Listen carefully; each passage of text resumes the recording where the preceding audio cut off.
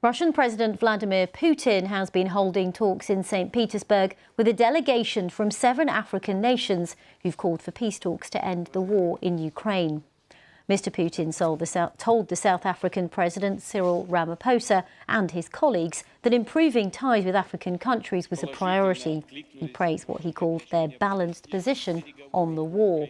Many African countries have been hit by the cut in exports of grain and fertiliser as a result of the Russian invasion. In his opening remarks, Mr. Ramaphosa said he hoped the talks could lead to the end of the Ukrainian conflict.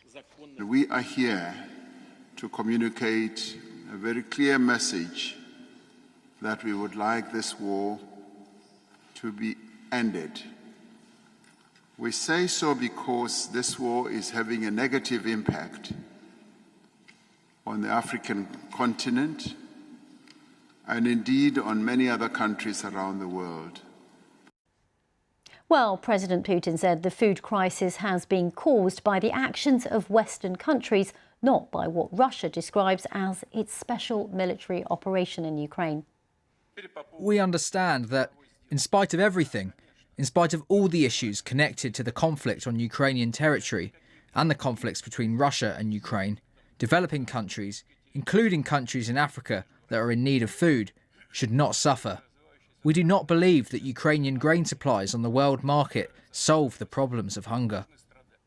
And for more on this, I spoke earlier to our correspondent in Kyiv, Miney Jones.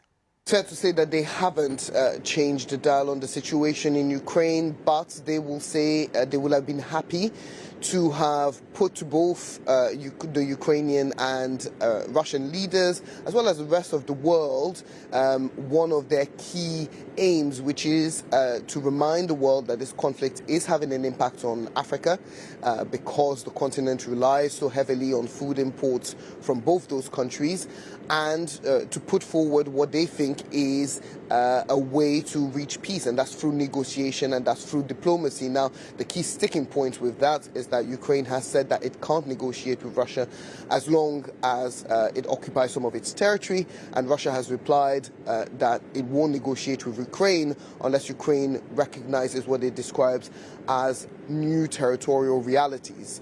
So that's the stalemate between both countries. Clearly, this African delegation hasn't managed to bring both sides together, but they will have been glad to put the issue of grain shortages on the global agenda. President Zelensky didn't want these African leaders to go to Russia. There have been other attempts to try and broker a deal between Ukraine and Russia. Turkey's been seen as a peacemaker in the past. People have even talked about India. Is there any country that Ukraine sees from where you are could be more useful in trying to bring this conflict to an end? I think Ukraine at the moment, the key thing it wants from its international allies, and this is something Mr. Zelensky said during the press conference he held with these African leaders when they were here on Friday, the key thing he wants is for the international community and any international partner that wants to convince him to negotiate to talk about freezing Russia diplomatically out. He thinks that this is the only way the world can send a message to the Russian people that it stands with Ukraine, and the reason why they're isolated on the global stage is because of their leader. Short of that, he's asking for more military support from NATO partners, many of whom have pledged more ammunition, more air defense systems, more training in the last week. A lot of NATO allies rallying around Ukraine's ongoing counteroffensive against Russia. At the moment, details are thin on the ground as to how that's progressing, but the Ukrainians say they are making tactical gains, particularly in the regions of Donetsk and Zaporizhia. The Russians say that the Ukrainians haven't had any success in this counteroffensive so far, that they're increasingly relying on donations from NATO, that their own personal stocks are depleted.